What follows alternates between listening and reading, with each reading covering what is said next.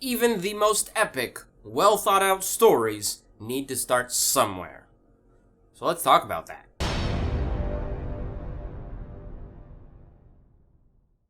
Hey fellow Game Masters, I'm Richard Quiner and I'm back here again with another video to help you become the best Game Master you can be. And today we're going to talk about starting your adventure, whether it's a pre-made campaign story that you've bought from a company or something that you've come up in your own brain. They all need a starting point. This video kind of has two purposes. One is to help you get started on your own amazing adventure, and two is to help you realize that certain things aren't important when you're just starting your game. And I want you to focus on what's really important to cut down on the preparation time and to help you not feel overwhelmed by being a game master. Now, as we dive into this discussion about starting a story, I want you to think about some of the best stories you've ever heard or read or seen in a movie or played in a game, and think about how they all began. I'll wait. Okay, I won't wait.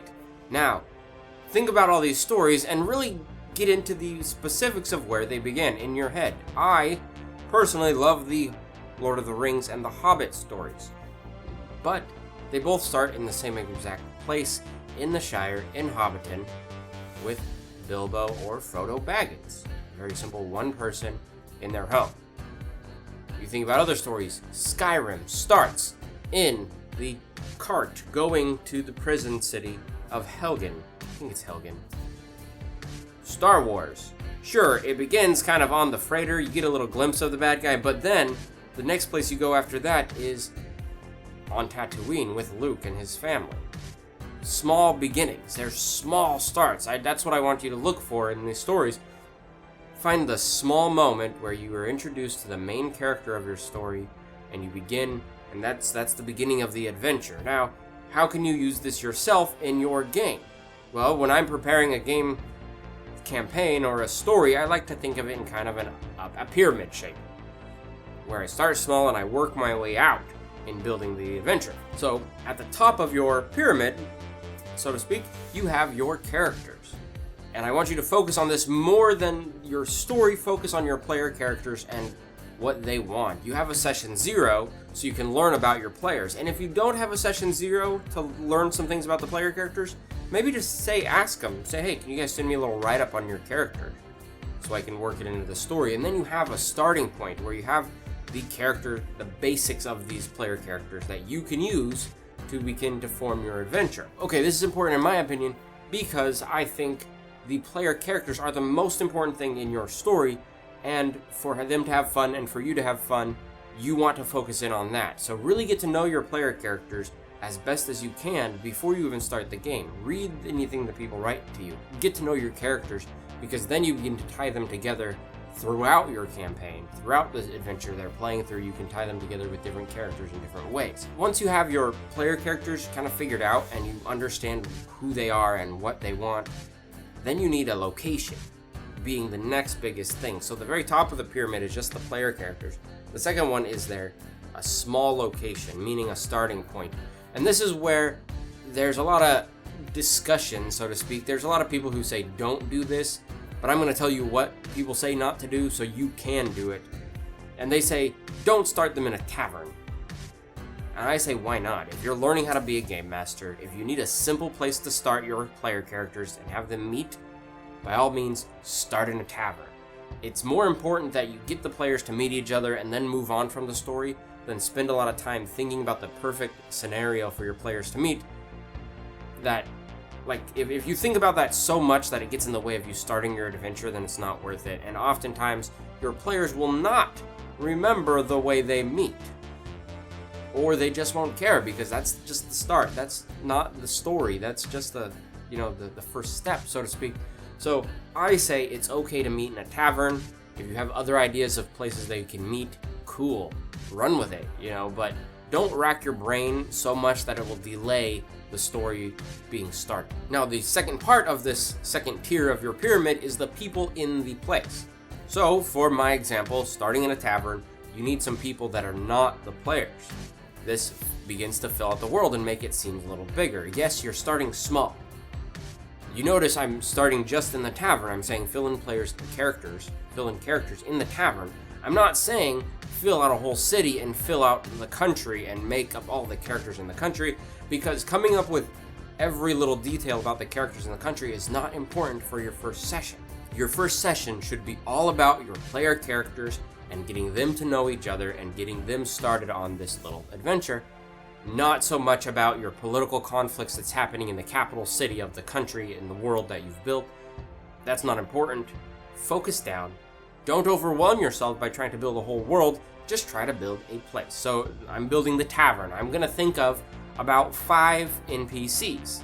NPCs are non-player characters, so they're people that I'm going to be playing. If I'm a new GM, I'm going to make this easy on myself. I don't want to go too overboard with trying to make these crazy zany characters. I'm just going to keep it simple. So obviously in a tavern you want a bartender. If you're in a place of business, you need someone to run the business. So that's a free NPC for you, someone running the business, and that's your NPC. Now think of another 4 that might live in a tavern or might spend a lot of time in a tavern. For example, I will think maybe there's a bounty hunter, maybe there's a merchant in there having a drink after a long day's work, maybe there's some construction workers, or 1 or 2, and there is a barback, another employee of the bar who might not be as respected as the actual owner. And so you saw how simple I kept that. I just very basic things. So the next part of this is diving in and creating a little more details of the NPCs and to breathe a little life into them. But because I'm a new game master, I don't want to be too overwhelmed by what I need to come up with, so I want to focus on 3 things for each NPC. First off, I want a description, and I'm talking a physical, written description of this character with as much detail as you can put into it. Don't overwhelm yourself by trying to describe the hair color in just the right shade out of your box of crayons. Just get enough that the players can picture this character in their head and write it down. So the the bartender, for example, I like dwarves. I'm a big fan of dwarves. So the bartender is going to be a dwarf, and he's going to have gray hair, and he's going to have a huge beard that's braided, and it's going to have braids in his hair, and his hair is going to be almost longer than he is tall. And he's going to have a big bulbous nose, and he's going to be very gruff, and he's kind of wearing a dirty tan, kind of a burlap clothing.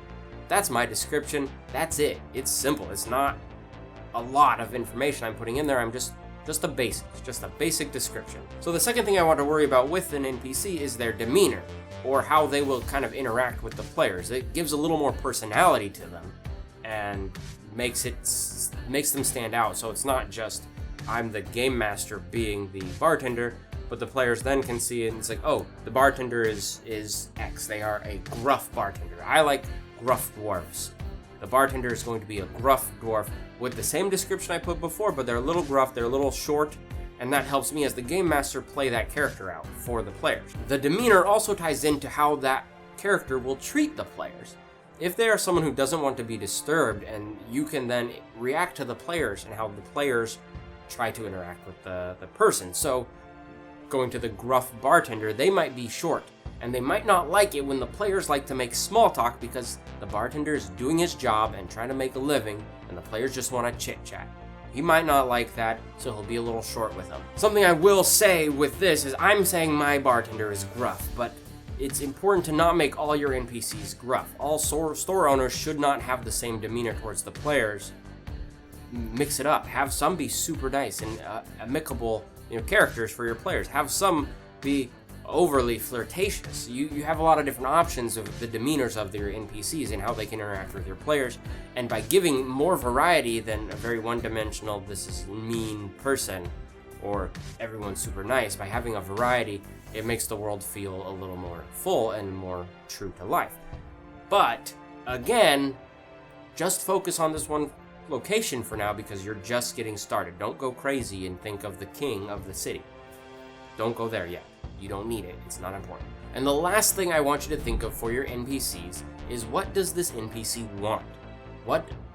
And I'm not talking about life goals. You don't need to think about what do they want in the long term, but what do they want in that moment that they're interacting with the players.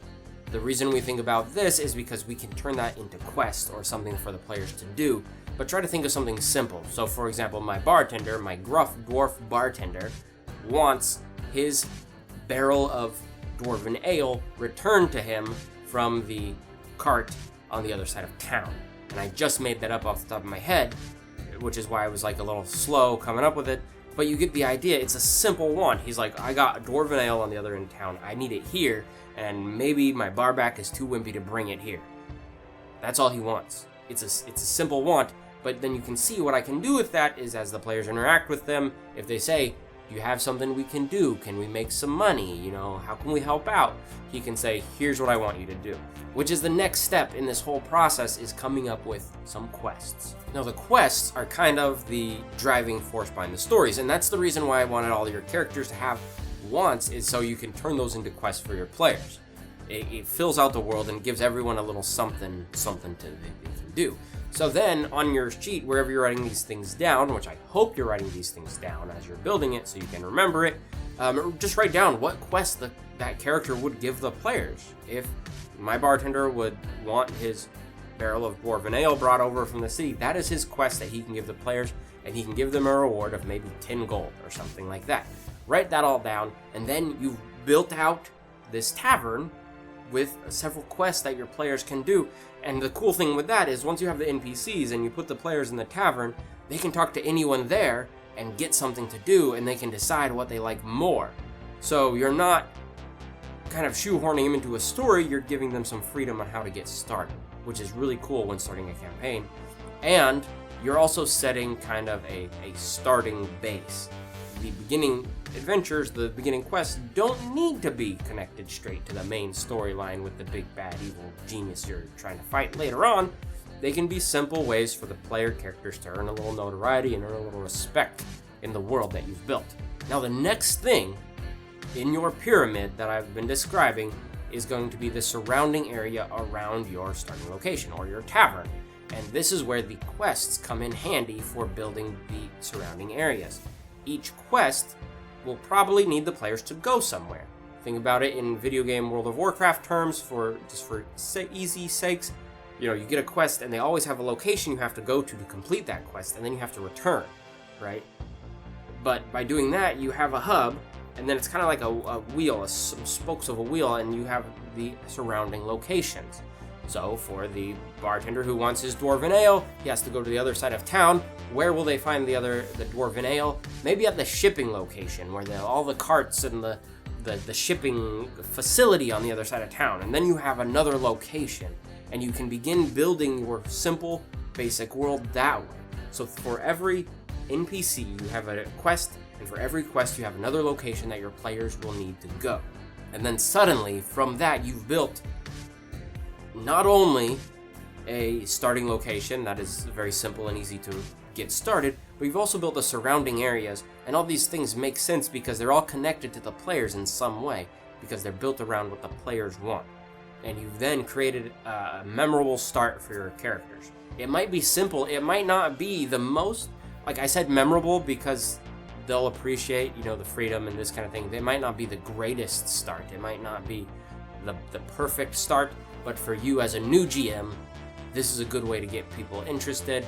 They're on a quest that they chose, not you, and then they're going to a location that has the quest, and you are prepared because you've created now 5 NPCs, 5 different locations surrounding the tavern. You have a starting location and a tavern, and you have enough information about your NPCs for you to be able to describe that to the players and get them kind of immersed in the world as very quickly. I describe it as a pyramid because, in later episodes we'll begin describing the other parts, and it will eventually build out into a full world, but I want you to focus on this as small as possible for this first adventure. I don't want you to worry about the first boss fight, because your first adventure should only run maybe 3 hours, and like we talked about before, about 3 to 5 encounters in that might not end in a big boss that you want to really flesh out and have a good character. So start small. That's the point here I'm trying to make, is start small, focus on what's important in the now in your game for your first adventure, and then the players will begin to fill out the rest for you and with you as you move on. So I know I like this part of story building. I do enjoy getting started, but I also like to see where the players take it so they can build out, and then I can build the story around the players' decisions, and then it doesn't feel like I'm kind of railroading onto a one track. Anyways, that is this episode. I hope this has been helpful. Describe below, tell me some of the NPCs that you came up with in your location and what they want. Put that in the comments below. I've been Richard Quiner, and again, we'll see you next time.